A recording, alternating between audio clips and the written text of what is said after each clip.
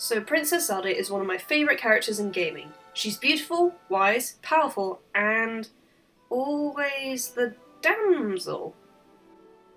Huh. That's odd.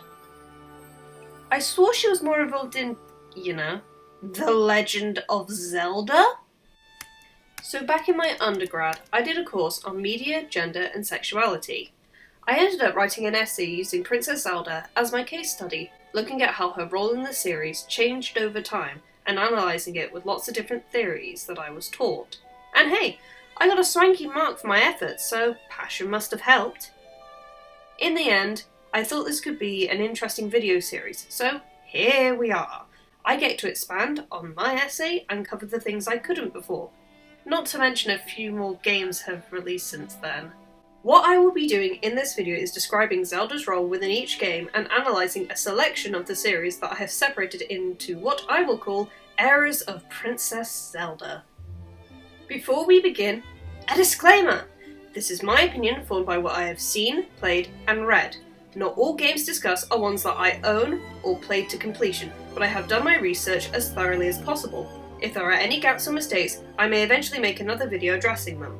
I will not be covering any material other than the video games. This means I will not be covering the cartoon, or the manga, or comics, because frankly, I don't own or have access to all of them to be able to make any comment. Oh, I should mention, spoilers are abound. We're talking about Zelda's role in the games after all. Let's start from the beginning.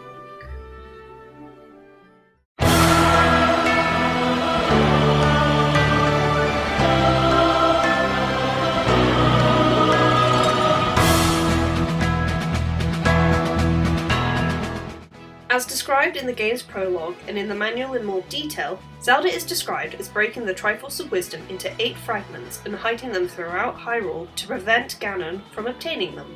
She also sends her handmaiden Impa to look for a hero to help end Ganon's attack.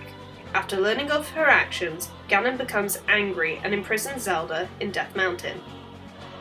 When the player finally meets Zelda, that's the end. Link and Zelda use the reclaimed Triforce of Power and the reformed Triforce of Wisdom, bringing peace to Hyrule.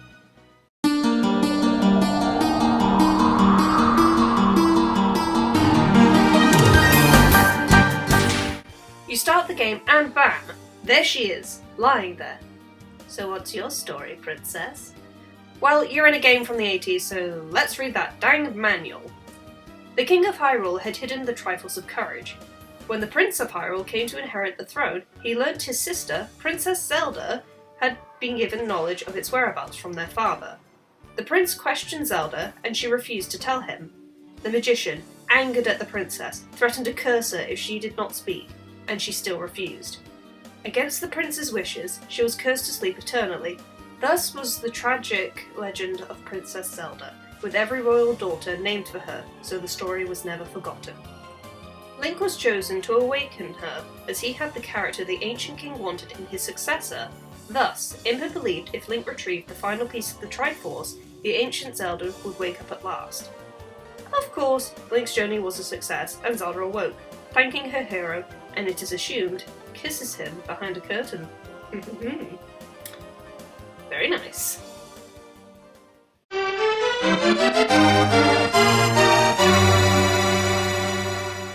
Zelda orchestrated her initial escape using telepathy to contact Link and his uncle in an attempt to be rescued, as they were descendants of the Knights of Hyrule. Once safe in the sanctuary, Zelda informs Link why she was captured. As a descendant of the 7 wise men who imprisoned Ganon, her sacrifice would help break the seal holding him in the Dark World. With her being the last remaining maiden, it was important she stayed safe. Zelda implores Link to defeat Ganon in order to save Hyrule, before the priest sets Link off on a quest to retrieve the Master Sword. Obviously, Zelda is captured again and finally sacrificed, proclaimed by Ganon to be killed. However, she's not dead, just held within a crystal. Princess Zelda is saved after completing the second to last dungeon, Turtle Rock. She and the 6 other maidens open up the entrance to Ganon's tower. After Link defeats Ganon in the Pyramid of Power and makes a wish on the Triforce, Princess Zelda and the other maidens are restored back to their original forms in Hyrule.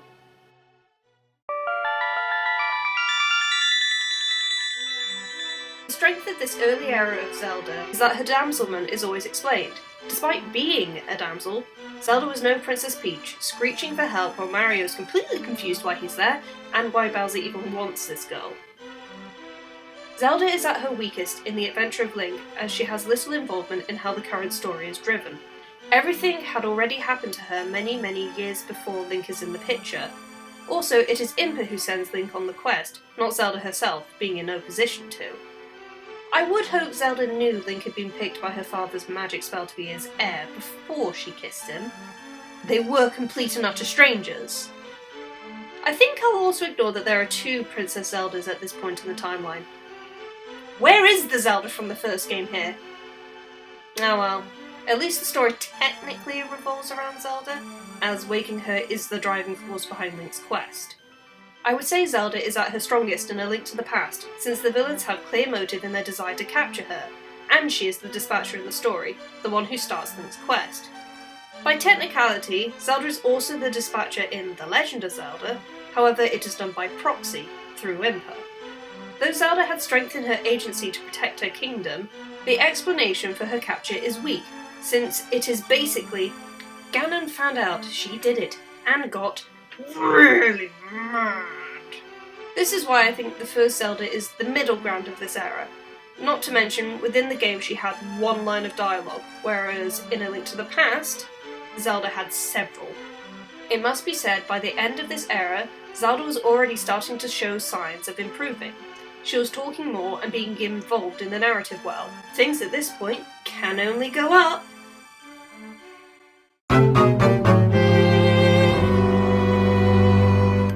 I mean go up in the realms of how Zelda is presented.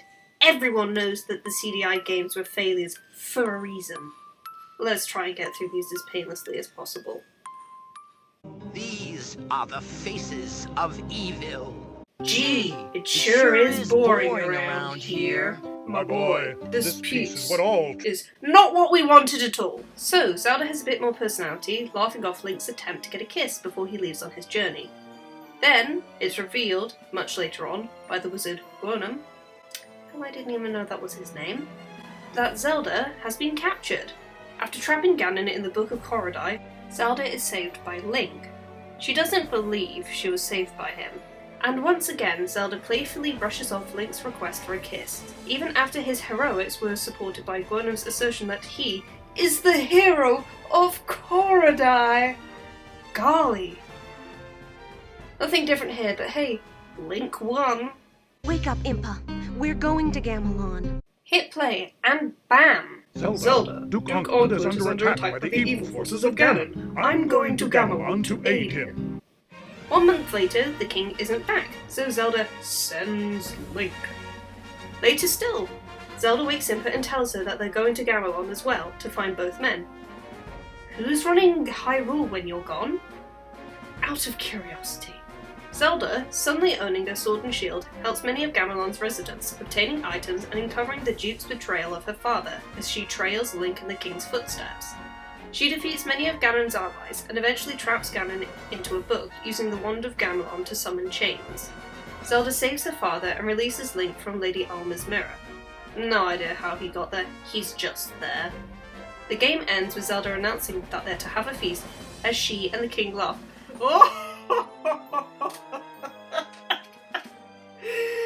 This is a travesty. Ah, the scroll of Shermak, bearer of sad news these many years ago. Ganon has taken over Ptolemaic, stolen the celestial signs, and captured Link. It's up to Zelda to save the world. Why? I don't know, some wizardy guy picked her. There's a lot of stuff he says, but However, this time she uses a wand instead of a sword, though it's pretty much the same. Zelda does obtain new weapons, but they shoot out of her wand like she summons them as projectiles. Okay, Zelda defeats the Shrine Keepers, but before collecting the final Celestial Sign, she is stopped by Ganon. After a bunch of rematches with the Keepers, she finally defeats Ganon and succeeds, saving Link and Ptolemaic.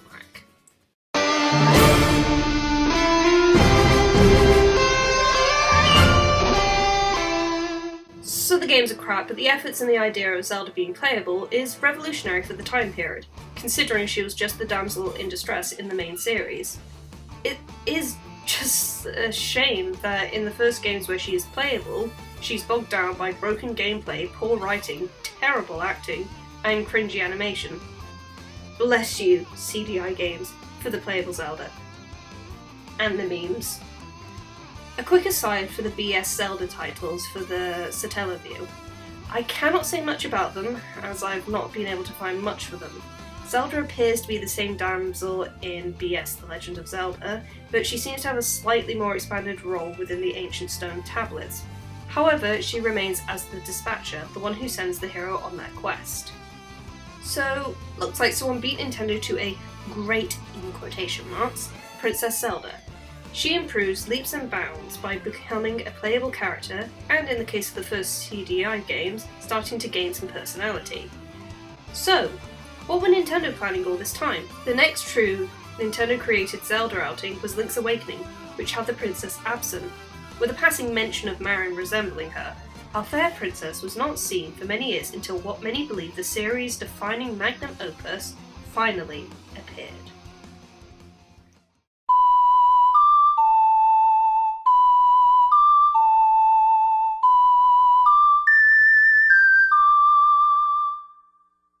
It's the internet's darling. Let's dig into it.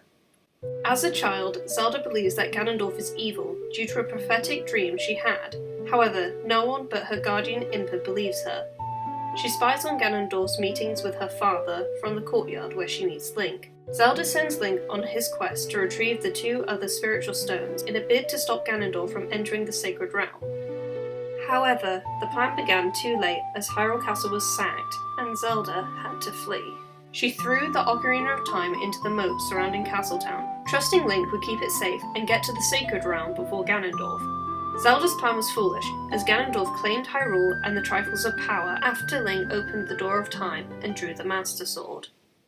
7 years later, as an adult, under the male guise of Sheik, Zelda had avoided Ganondorf's attempts to capture her. As Sheik, she works as a mentor to Link, informing him of the current state of the world and how this changes his quest, telling him to free the 6 sages. She teaches Link the warp songs for the 6 temples one at a time, and is revealed to have saved Princess Ruto from the ice in Zora's domain. In the burning Kakariko village, Sheik, along with Link, is defeated by an invisible monster. Once Link freed the sages, Sheik reveals himself as Princess Zelda. She gives Link the light arrows and tells him that she is the 7th sage, before being captured in a crystal by Ganondorf. After defeating Ganondorf, Zelda and Link escape Ganondorf's crumbling castle. Zelda assists Link by using her magic to open doors, but is useless in combat, being trapped within a ring of fire. In the final battle, she does nothing, held back by a ring of fire, until the end, where she holds Beast Ganon with her magic so Link can deal the final blow. She then seals him away with the 7 sages, and sends Link back to his childhood to live his missing years.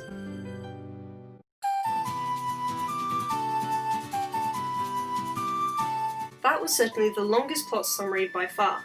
Here, Zelda, by Nintendo standards, jumps forward a lot. Princess Zelda in Ocarina drives the narrative as she sets you on both parts of your quest, assisting you actively in the second part when she is free to do so. As a character, she is clearly not the infallible princess of prior games, who, despite capture, has everything managed and planned. This Zelda fails to save her kingdom as a child, and, after acquiring the Trifles of Wisdom, learns from this mistake and waits while preparing to help her hero upon his return. Knowing she cannot be free as Zelda, she dons a male disguise. Some would say Sheik being a male persona in this game is problematic. Let's not go into whether Zelda magically has a penis or not, okay? It's still her in the end. Zelda, as herself, is unable to be a successful and active helper to Link. As a princess, she is unable to fight, yet as Sheik, she has great agility and is able to take an attack from Bongo Bongo. As Sheik, she gives sage advice and sets up the stakes and background for each of the sages that Link must save. Zelda doesn't even join the final fight against the man, now monster, who took everything from her, her father, her kingdom, and her childhood. Instead, she watches from the sidelines crying out whenever Link gets hurt, despite her clearly having magical powers that could be useful. Sheik is active, while Princess Zelda is passive.